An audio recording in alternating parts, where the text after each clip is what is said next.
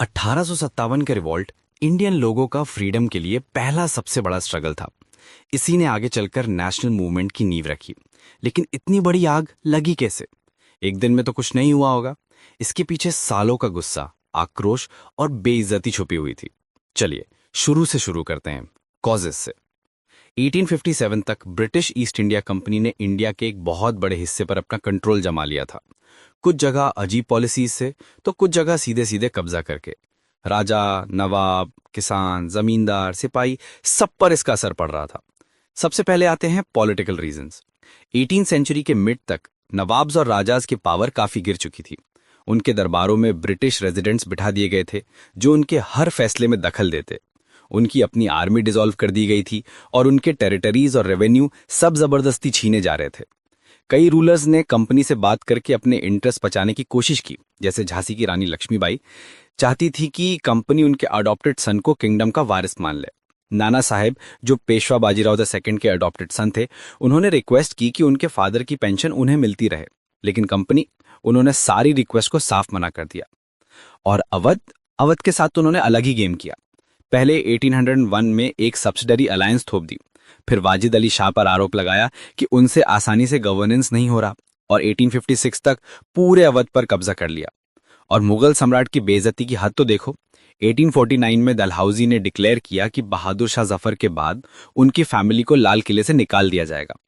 फिर 1856 में governor general Lord Canning ने डिसाइड किया कि बहादुर शाह जफर आखिरी मुगल बादशाह होंगे। उनके बाद उनके किसी भी बेटे को बादशाह नहीं, सिर्फ प्रिंस माना जाएगा। ये एक तरह से मुगल सल्तनत की तौहीन थी। अब आते हैं इकोनॉमिक कारणों पर। अंग्रेजों ने इंडिया की ऐसी हालत कर दी थी कि इंडिया बस उनके लिए एक इकोनॉमिक कॉलोनी बनकर रह गया था। यहां से रॉ मटेरियल ले जाते और वहां से बना हुआ माल यहां लाकर बेचते। इंडिया के हैंडीक्राफ्ट, छोटी मोटी इंडस्ट्रीज सब तबाह होकर रह गई। ढाका और सूरत जैसे इंपॉर्टेंट इंडस्ट्रियल टाउन्स बर्बाद हो गए। हजारों कारीगर, क्राफ्ट्समैन बेरोजगार हो गए। और उनका दुख तब और बढ़ गया जब उनके ट्रेडिशनल सपोर्टर्स यानी राजा, महाराजा, जमींदार उनके हाथ से निकल गए। और इसके ऊपर ड्रेन ऑफ वेल्थ, इंडिया की दौलत इंग्लैंड जा रही थी। इससे आम लोगों में बहुत रिजेंटमेंट था। मिलिट्री कॉजेस, ये बहुत इंपॉर्टेंट है। इंडियन सोल्जर्स, जिनको हम सिपाही कहते थे, अपनी पे, अलाउंसेस और वर्किंग कंडीशन से बिल्कुल खुश नहीं थे। ऊपर से नए नए रूल्स उनके धार्मिक विश्वास के खिलाफ जा रहे थे। उन्हें दाढ़ी रखने से मना किया जाता, तिलक लगाने से रोका जाता और उनकी पगड़ी की जगह लेदर कैप्स पहनने का फोर्स किया जाता। सिपाहियों को यह भी पसंद नहीं था कि उन्हें ब्रिटिश के लिए लड़ने समुद्र पार दूसरे देशों में जाना पड़ता था, जो उनके सामाजिक रीति रिवाज के खिलाफ था। ऐसा नहीं है कि ये गुस्सा नया था। 1805 में वेल्लोर, 1824 में बराकपुर और फिर 1844 में भी कम सैलरी को लेकर विद्रोह हो चुका था। जब अवध पर कब्जा हुआ तो वहां की आर्मी को डिसबैंड कर दिया गया। सोचो, 75,000 ट्रेंड सिपाही एक झटके में बेरोजगार। वो ब्रिटिश के सबसे बड़े दुश्मन बन गए। एक और बात, इंडियन सोल्जर्स की गिनती ब्रिटिश ट्रूप से 5 गुना ज्यादा थी। इससे सिपाहियों को कॉन्फिडेंस मिला कि वो हथियार उठा सकते हैं। सैलरी बहुत कम थी और प्रमोशन का कोई चांस नहीं। कोई भी इंडियन सोल्जर सूबेदार के रैंक से ऊपर नहीं जा सकता था। और आखिर में आते हैं सोशल और रिलीजियस कॉजेस। अंग्रेजों ने कुछ लॉज पास किए, जैसे सती प्रथा को रोकना और विधवा विवाह को एनकरेज करना। अब ऐसी चीजें आज हमें सही लगती हैं, लेकिन उस वक्त के ऑर्थोडॉक्स इंडियंस को लगा कि अंग्रेज उनके ट्रेडिशनल कस्टम्स में सीधा सीधा इंटरफेरेंस कर रहे हैं। क्रिश्चियन मिशनरीज को खुली छूट दी गई थी। 1850 में तो एक नया लॉ भी आ गया, जिससे लोगों का क्रिश्चियन धर्म में कन्वर्ट होना आसान हो गया था। लोगों को ट्रेन और टेलीग्राफ जैसी नई टेक्नोलॉजी पर भी शक था। उन्हें लगता था कि ये सब उनके धर्म और जाति को भ्रष्ट करने की चाल है। जब ब्रिटिश ने ट्रेडिशनल एजुकेशन की जगह वेस्टर्न स्टाइल एजुकेशन को बढ़ावा दिया, तो ये डर और भी पक्का हो गया। लोगों को लगने लगा कि ब्रिटिश उनके कल्चर और परंपरा को पूरी तरह से खत्म करना चाहते हैं। तो इतने सारे कारणों से पूरा देश एक उबलते हुए कुकर जैसा बन गया था। बस एक चिंगारी की देरी थी, और वो चिंगारी लगी फरवरी 26, 1857 को। 19th बंगाल नेटिव इन्फेंट्री के सिपाहियों को पता चला कि जो नई कार्ट्रिजेस उन्हें दी जा रही हैं, उन पर गाय और सुअर की चर्बी लगी है। गाय हिंदुओं के लिए पवित्र और सुअर मुसलमानों के लिए हराम। और इन कार्ट्रिजेस को राइफल में लोड करने से पहले मुंह से काटना पड़ता था। सिपाहियों ने साफ मना कर दिया। फिर आया मार्च 29, 1857। कलकत्ता के पास बैरकपुर परेड ग्राउंड में 34th BNI का एक 29 साल का सिपाही मंगल पांडे कंपनी की हरकतों से इतना गुस्से में था कि उसने खुलेआम अपने कमांडर्स के खिलाफ बगावत का ऐलान कर दिया। जब उसका एडजुटेंट लेफ्टिनेंट बाओ मामले की जांच करने बाहर आया तो पांडे ने उस पर गोली चला दी, लेकिन गोली गलती से उसके घोड़े को लग गई। जनरल जॉन हेयर से वहां पहुंचे। उन्होंने बाद में कहा कि मंगल पांडे रिलीजियस फ्रेंजी की हालत में थे। उन्होंने ईश्वरी प्रसाद नाम के एक जमादार को ऑर्डर दिया कि मंगल पांडे को अरेस्ट करो। ईश्वरी प्रसाद ने मना कर दिया। इसके लिए ईश्वरी प्रसाद को बाद में मौत की सजा दी गई। जब मंगल पांडे ने देखा कि उनके साथी खुली बगावत के लिए तैयार नहीं है, उन्होंने अपनी जान लेने की कोशिश की, लेकिन वो सिर्फ खुद को जख्मी कर पाए। अप्रैल 6 को उनका कोर्ट मार्शल हुआ और अप्रैल 8 को उन्हें फांसी दे दी गई। लेकिन इस चिंगारी से जो आग भड़की वो अब बुझने वाली नहीं थी। असली विद्रोह शुरू हुआ मेरठ में मई 9, 1857। 3rd कैवलरी के 80 सोल्जर्स को 10 साल की कैद की सजा सुनाई गई क्योंकि उन्होंने कार्ट्रिजेस इस्तेमाल करने से मना कर दिया था। अगले ही दिन मई 10 को मेरठ में मौजूद बाकी इंडियन सोल्जर्स ने अपने कैदियों को आजाद कराया, अपने अंग्रेज ऑफिसर्स को मार दिया और बगावत का झंडा लहरा दिया। उन्होंने ब्रिटिश बिल्डिंग्स को आग लगा दी, उनके हथियार और गोला बारूद कब्जे में कर लिए। उनका इरादा साफ था, देश से ब्रिटिश रूल को खत्म करना। सूरज ढलने के बाद वो सब दिल्ली के लिए निकल पड़े। अगली सुबह जब मेरठ के सिपाही दिल्ली पहुंचे तो वहां की लोकल इन्फेंट्री भी उनके साथ मिल गई। उन्होंने अपने यूरोपियन ऑफिसर्स को मार दिया और शहर पर कब्जा कर लिया। और फिर उन बगावती सिपाहियों ने एक ऐसा काम किया जिसने इस विद्रोह का रुख ही बदल दिया। उन्होंने बूढ़े और कमजोर हो चुके बहादुर शाह जफर को हिंदुस्तान का सम्राट घोषित कर दिया। एकदम से दिल्ली इस महान विद्रोह का सेंटर बन गया और बहादुर शाह उसके सिंबॉलिक लीडर। इस एक कदम ने एक मिलिट्री म्यूटनी को एक रेवोल्यूशनरी वॉर में बदल दिया। अब देश भर से बगावती सिपाही दिल्ली की तरफ चल पड़े। जो भी राजा महाराजा इस विद्रोह में शामिल हुए, उन्होंने मुगल सम्राट के प्रति अपनी वफादारी जाहिर की। बहादुर शाह ने भी सिपाहियों के प्रेशर में देश के सभी राजाओं को चिट्ठियां लिखी और उन्हें एक साथ आकर ब्रिटिश से लड़ने का न्योता दिया। ब्रिटिश ने इसकी कल्पना भी नहीं की थी।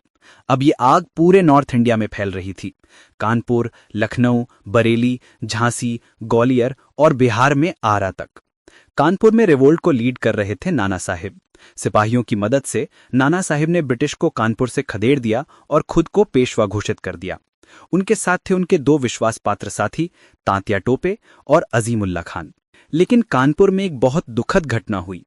नाना साहिब ने अंग्रेजों को सेफ पैसेज का वादा किया था, लेकिन जब अंग्रेज औरतों और बच्चों के साथ नाव में बैठकर इलाहाबाद के लिए निकलने वाले थे, तभी सिपाहियों ने उन पर गोलियां चला दी। बहुत लोग मारे गए। सिर्फ 4 लोग जिंदा बचे इस कहानी को बताने के लिए। इनमें से एक थॉमसन ने दावा किया कि अंग्रेजों ने पहले नाव चलाने वालों पर गोली चलाई थी, जिसकी वजह से ये अटैक हुआ। ब्रिटिश ने इसका बदला इंडियंस पर बेहद जुल्म ढा कर लिया। लड़ाई 1858 के मिड तक चलती रही। जब नाना साहिब को लगा कि ब्रिटिश जीत रहे हैं, तो वो अजीमुल्ला खान और तात्या टोपे के साथ भाग गए। नाना साहिब और अजीमुल्ला खान फिर कभी नहीं दिखे। तात्या टोपे को अप्रैल 1859 में पकड़कर फांसी दे दी गई। लखनऊ यानी अवध, ये रिवोल्ट का एक बहुत बड़ा सेंटर था। 8 महीने से ज्यादा तक अवध के लोगों में गुस्सा पहले से था। उनके नवाब वाजिद अली शाह को कलकत्ता भेज दिया गया था। 75,000 सिपाही बेरोजगार थे। 21,000 ताल्लुकदारों की जमीनें छीन ली गई थीं। जब मेरठ और दिल्ली की खबर अवध पहुंची तो यहां भी बगावत शुरू हो गई। अवध में इस बगावत की लीडर थीं बेगम हजरत महल, नवाब वाजिद अली शाह की पत्नी। उन्होंने अपने बेटे बिरजेश कद्र को नया नवाब घोषित कर दिया। उन्होंने सिपाहियों, जमींदारों और किसानों की मदद से अंग्रेजों पर हमला कर दिया। अंग्रेज औरतों और बच्चों के साथ रेजिडेंसी बिल्डिंग में छुप गए। सिपाहियों ने उस बिल्डिंग को 8 महीने तक घेरे रखा, लेकिन ब्रिटिश फोर्सेस डटे रहे और मार्च 1858 में उन्होंने अवध पर दोबारा कब्जा कर लिया। बेगम हजरत महल नेपाल भाग गईं और उनकी मृत्यु 1879 में वहीं हुई। अब बात करते हैं झांसी की। यहां युवा रानी लक्ष्मीबाई ने बगावतियों का साथ दिया, क्योंकि ब्रिटिश ने उनके अडॉप्टेड सन को वारिस मानने से इनकार कर दिया था। शुरू में रानी थोड़ा हिचकिचा रही थी, लेकिन जब उन्होंने लड़ने का फैसला कर लिया तो वो पूरी हिम्मत से लड़ी। उनका ऐलान था, हम आज़ादी के लिए लड़ते हैं। अगर जीत गए तो जीत का आनंद लेंगे, अगर हार गए और मारे गए तो हमें अनंत गौरव और मुक्ति प्राप्त होगी। लेकिन ब्रिटिश के पास बेहतर हथियार थे। उन्होंने किले पर कब्जा कर लिया और लगभग 5,000 लोग मारे गए। रानी किसी तरह बचकर निकली और कल्पी में तांत्या टोपे से जा मिली। वहां से उन्होंने ग्वालियर पर हमला किया और उसे जीत लिया। ग्वालियर के महाराजा सिंधिया अंग्रेजों से जा मिले, लेकिन उनकी फौज रानी के साथ हो गई। रानी लक्ष्मीबाई ब्रिटिश फौज से बहादुरी से लड़ी, लेकिन जून 17, 1858 को वो लड़ते लड़ते शहीद हो गईं। ब्रिटिश आर्मी के कमांडर ने भी उनकी तारीफ में कहा कि वो बागियों में सबसे अच्छी और सबसे बहादुर मिलिट्री लीडर थीं। इस रिवोल्ट में कई नए लीडर्स भी सामने आए। फैजाबाद के मौलवी अहमदुल्ला शाह ने, जिन्होंने भविष्यवाणी की थी कि ब्रिटिश रूल जल्द ही खत्म हो जाएगा। बिहार में एक 70 साल के नेता कुंवर सिंह ने बगावत को ऑर्गेनाइज किया, लेकिन अब बारी थी कंपनी के पलटवार की। दिल्ली पर दोबारा कब्जा करने के लिए ब्रिटिश ने पूरी ताकत झोंक दी। इंग्लैंड से और फौज मंगवाई, नए कानून बनाए और रिवोल्ट के मेन सेंटर्स पर फोकस किया। सितंबर 1857 में दिल्ली पर ब्रिटिश का दोबारा कब्जा हो गया। बहादुर शाह के बेटों को उनकी आंखों के सामने गोली मार दी गई और बहादुर शाह जफर को ट्रायल के बाद रंगून भेज दिया गया, जहां 1862 में उनकी मृत्यु हुई। दिल्ली पर कब्जा करने से बगावत खत्म नहीं हुई। लखनऊ पर मार्च 1858 में कब्जा हुआ। रानी लक्ष्मीबाई जून 1858 में शहीद हुईं। तांत्या टोपे को अप्रैल 1859 में फांसी दे दी गई। अंग्रेजों ने उन जमींदारों को उनकी जमीनें लौटा दी जो उनके वफादार थे, और जिन्होंने बगावत की थी उन्हें फांसी दे दी गई और उनकी प्रॉपर्टी छीन ली गई। तो इस रिवोल्ट का नतीजा क्या निकला? सबसे पहली चीज, मुगल्स और पेशवाज दोनों का रूल हमेशा के लिए खत्म हो गया। 1858 में ब्रिटिश पार्लियामेंट ने एक नया कानून पास किया। इस कानून ने ईस्ट इंडिया कंपनी की सारी पावर्स ब्रिटिश क्राउन यानी सीधे सीधे इंग्लैंड की महारानी को ट्रांसफर कर दी। गवर्नर जनरल को अब वाइसरॉय का टाइटल दिया गया, जिसका मतलब था वो क्राउन का डायरेक्ट रिप्रेजेंटेटिव है। देश के राजाओं से वादा किया गया कि अब उनकी टेरिटरीज पर कब्जा नहीं किया जाएगा। डॉक्ट्रिन ऑफ लैप्स को खत्म कर दिया गया, लेकिन उन्हें ब्रिटिश क्वीन को अपना सर्वोच्च शासक मानना होगा। आर्मी को रीऑर्गेनाइज किया गया, यूरोपियन सोल्जर्स का नंबर बढ़ा दिया गया और अब अवध, बिहार, सेंट्रल और साउथ इंडिया से सोल्जर्स लेने की जगह गोरखाज, सिख और पठानों को ज्यादा भर्ती किया जाने लगा। क्वीन के 1858 के प्रोक्लेमेशन में साफ कहा गया कि लोगों के धार्मिक विश्वासों और रीति रिवाजों में कोई इंटरफेरेंस नहीं किया जाएगा।